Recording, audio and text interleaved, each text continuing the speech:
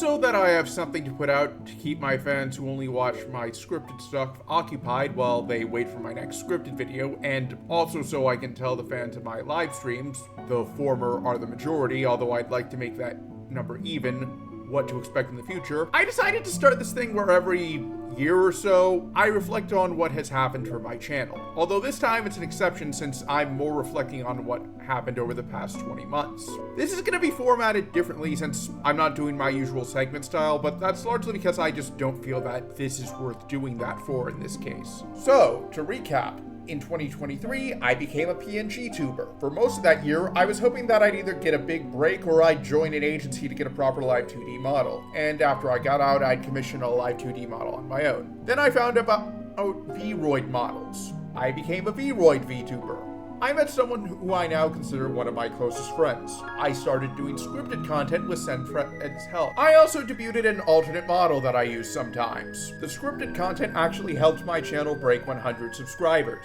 I then started looking at VTuber drama, or rather, VTuber drama that had pretty much been overlooked by every drama news VTuber on YouTube. That unfortunately did not help my channel break 200 subscribers, but it got it really damn close, and at the rate things are going, I would not be surprised if sometime in the next 2 to 3 months I do break that number. It did, however, lead me to meet some very helpful people and also undertake a personal project to help some of those people I've met. It also let me speak to quite a few people, some of whom I have wanted to speak to, and also let me practice skills that will become very handy with networking. I actually thought of doing a segment where I follow up with previous scripted videos, but the problem is I can't really do follow-ups to all of them. Richard Kelly's script of Holes and Gen Z have remained dead, although to be fair, no one was going to adapt Kelly's script, and as for Gen Z, the only development I could report on would be if that lost pilot got rediscovered. So that leaves 5 videos I could follow up on, not counting my VTuber drama videos since those are really recent, and there hasn't been enough on Akumiko to cover. And as for Celeste, I haven't been able to find out what she's been up to recently. I did find out quite a bit on Celeste that I will make into a video at some point in the future, but I want to get more eyes on this channel so that more people can see it, because it will involve clearing some names. And as for the 5 videos I could follow up on, Grisha Putin and Ethan Ralph haven't actually done anything of note. Gigi Maiden Slayer did get humiliated by Sonic Fox a second time, but other than that, no notable developments aside from harassing a few more VTubers.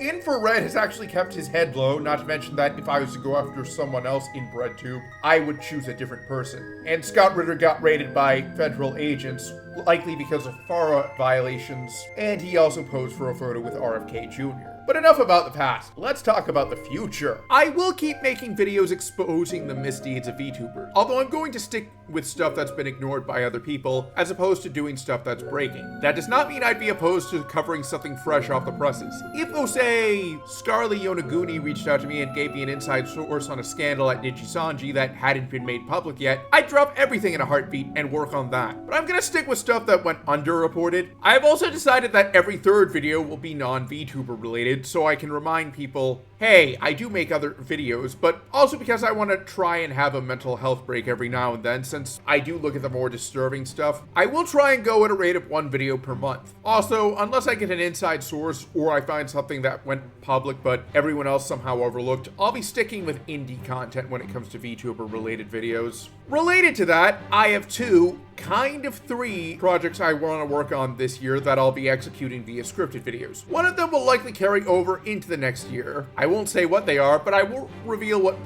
videos are part of them when the time is right. For the streaming side, I will be streaming Stalker 2 after I finish Factorio Space Age, and also after I get a new PC. As faithful as my current setup has been to me, it is starting to show its current age.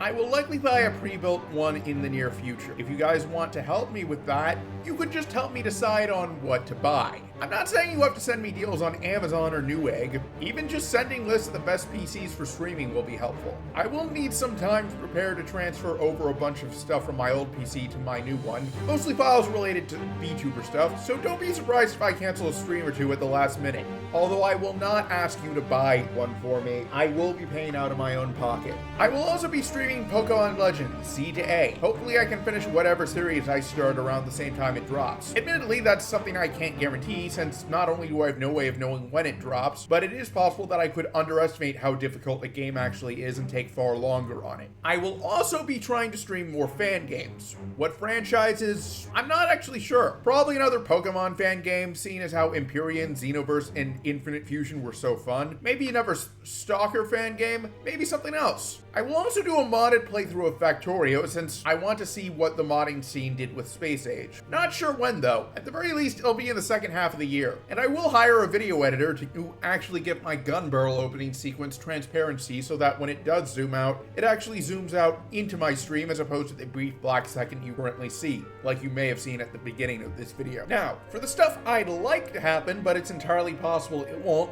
if I hit affiliate status on Twitch, I'll get some emotes made. And when that does happen, I will start investing anything I earn from those streams on Twitch back into my streams and scripted videos. Only thing I'm not sure is what I should start saving towards first.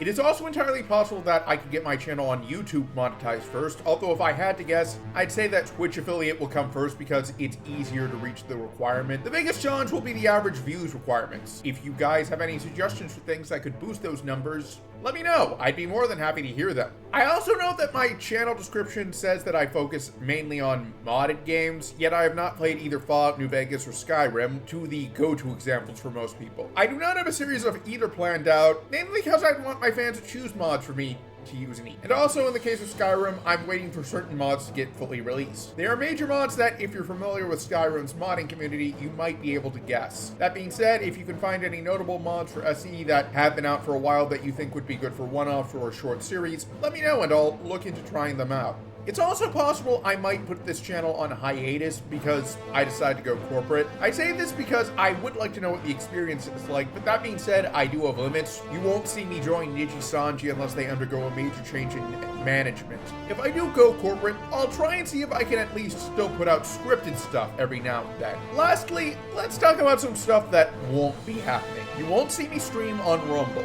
While I do have political beliefs that are very different from the ones the majority of streamers on that site believe in, the actual reason is I do not trust the way that site counts views. Go watch Steven Crowder's fake Rumble views by Jose if you want to see why. I won't stream on Kick either, albeit that one isn't as ironclad. If they actually start cracking down on the streamers who give the site a bad name, you can probably already imagine who I'm referring to, so I'm not even going to bother and say names, and also did stuff that showed they were being serious about enforcing the rules, then I'd consider changing my mind. That being said, at the moment, if I had to choose between streaming on Kick or only streaming on YouTube, I'd choose to only stream on YouTube. 2025 is going to be a very interesting year for this channel, especially since it's going to be the first one where I'll be living by myself, since, if you didn't know, I actually got my own place. So if you have been wondering why my voice sounds a little different, that's because I'm in a different room and I have different acoustics in here. In my old room, I had my bed right next to my computer. In my current apartment, my bed is in an entirely different room. But who knows what the future will hold? It's entirely possible that I will be here reflecting on how I didn't do any of the stuff I said would happen in 2025 this time next year. But anyways, thanks for watching this state of the channel. I'm Andreas Rebel, and I'll see you on my next assignment. Later.